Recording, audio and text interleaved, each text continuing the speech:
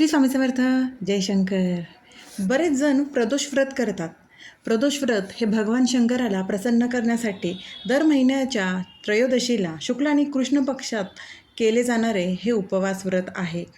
हे व्रत इच्छापूर्तीसाठी कितीही कठीण इच्छा असू दे, संकट असू दे, त्यातनं मार्ग काढण्यासाठी प्रदोष व्रत केलं जातं. प्रदोष समयात, प्रदोष वेळेत जो कोणी शिवाची पूजा करतो त्याला अखंड शिवकृपा प्राप्त होते. प्रत्येक संकटातनं, प्रत्येक दुःखातनं महादेव त्यांना बाहेर काढत असतात. प्रदोष व्रत. प्रदोष मुळातच ही वेळ आहे ती म्हणजे सूर्यास्ताआधी 1 तास आणि सूर्यास्तानंतरचा 1 तास. या वेळेमध्ये प्रदोष म्हणजेच ही वेळ प्रदोष वेळ असते आणि ह्या काळामध्येच, ह्या वेळेमध्येच जर शिवशक्तीची उपासना केली, शिवाची उपासना केली तर नक्कीच कितीही कठीण इच्छा असू दे ती नक्कीच पूर्ण होते आणि जी काही सेवा होते त्याचं फळ आपल्याला कैक पटीने मिळतं. अशी मान्यता आहे की प्रदोष काळात शिवशक्तीची समस्त देवगण देखील आराधना करत असतात. आता हे व्रत म्हणजेच हे प्रदोष व्रत प्रत्येक वाराला वेगवेगळं येत असतं. सोमवारी, मंगळवारी आणि त्या वारानुसार म्हणजे सोमवार ते रविवार या प्रत्येक वारानुसार ह्या प्रदोष व्रताचं वेगवेगळं फळ आपल्याला मिळत असतं. आपली मनोकामना जी काही असेल ना ती या वारानुसार आपल्याला प्रदोष व्रत केल्याने मिळतं. प्रदोष व्रत ज्या वेळेला पहिल्यांदा तुम्ही सुरू करणार असाल तर त्याची सुरुवात ही सोमप्रदोष या प्रदोषापासून व्हायला हवी. ज्या दिवशी सोमवार आणि प्रदोष ही तिथी येते त्या दिवशी सोमप्रदोष असतो. एकादशीनंतर प्रदोष ही तिथी येत असते.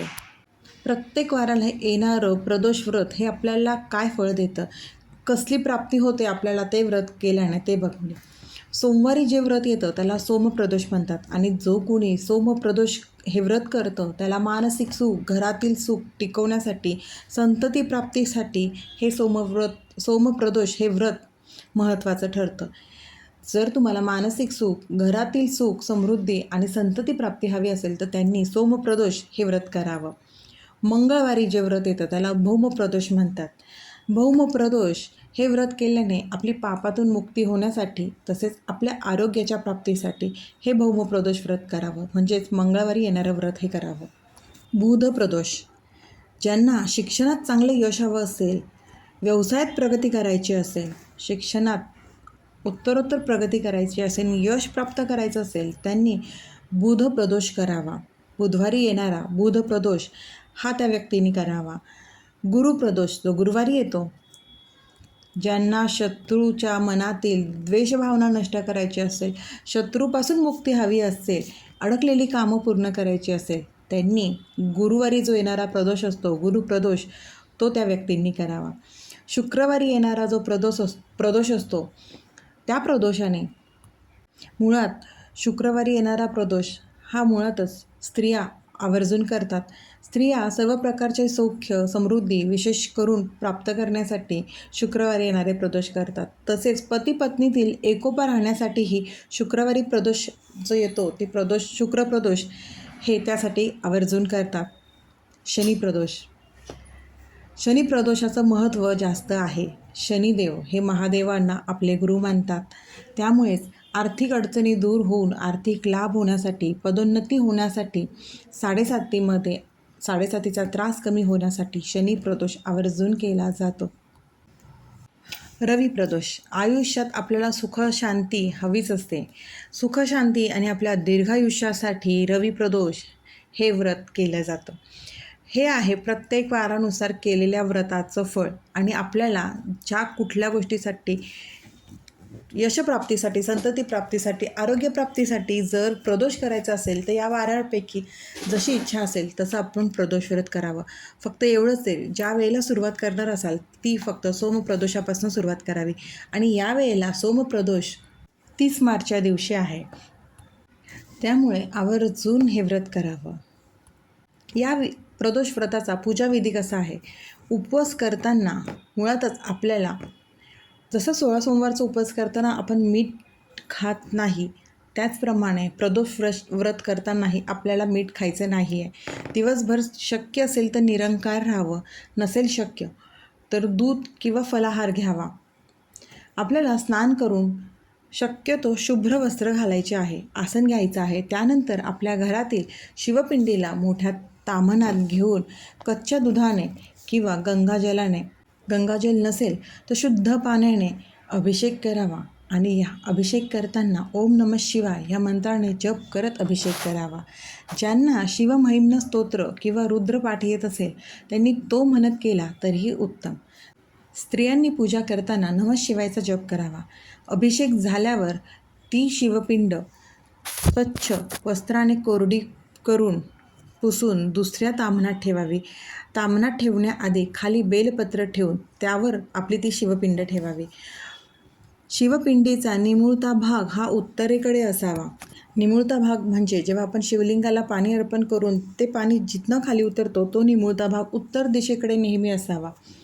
त्यानंतर पिंडला आपल्या शिवलिंगाला भस्म लावावे, बेलपत्र, पांढरी फुलं व्हावे, दुधाचा किंवा दुधापासून बनलेल्या कुठल्याही मिठाईचा नैवेद्य दाखवावा आणि प्रदोष व्रताची पोथी वाचावी, शिवाची आरती करावी. अशा रीतीने आपली पूजा संपन्न करावी. जर तुमच्याकडे शिवपिंड नसेल तर वाळू घेऊन त्यापासून पिंड तयार करावी आणि जे काही आपण पिंडीवर करणार आहोत त्या पद्धतीने त्या वाळूने तयार केलेल्या पिंडीवरती आपल्याला अभिषेक, फुलं, बेलपत्र सर्व अर्पण करायचं आहे. शक्य असेल तर महादेवाच्या मंदिरातही जाऊन मंदिरात महादेवांची पूजा करावी. आणि मुळातच आपण ही सेवा करतो आहे तर ही संकल्पयुक्त सेवा करावी. हातात पाणी, अक्षता घेऊन मी प्रदोष व्रत करत आहे, माझी इच्छा पूर्ण हो असा संकल्प महादेवांजवळ करावा आणि माझं हे व्रत जो काही संकल्प केला आहे तो निर्विघ्नपणे पार पाडून घ्यावा ही महादेवांना विनंती करावी. आता तुम्ही हे प्रदोष व्रत 1 वर्षासाठी करतायत की 11 वर्षासाठी करतायत त्या पद्धतीने आपल्याला हा नियम पाळायचा आहे. आता बरेच जण प्रदोष व्रत हे आपली पूजा झाल्यानंतर त्याच दिवशी सोडतात, पण बरेच जण दुसऱ्या दिवशी हा उपवास सोडतात.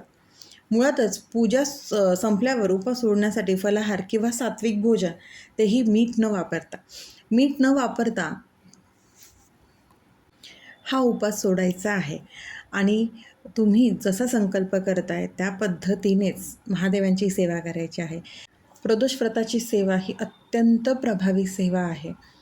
खरंच महादेवांना शिवशक्तीला जर प्रसन्न करायचं असेल, इच्छापूर्ती करायची असेल तर प्रदोष व्रत ही सेवा नक्कीच करा आणि खरंच ह्या सेवेचा अनुभव घ्या. महादेव खरंच खूप भोळे सांब आहेत, ते नक्कीच तुमची इच्छा पूर्ण करते. त्यामुळे इच्छा असेल तिथे मार्ग, त्यामुळे ही सेवा करा आणि सेवेचा अनुभव घ्या.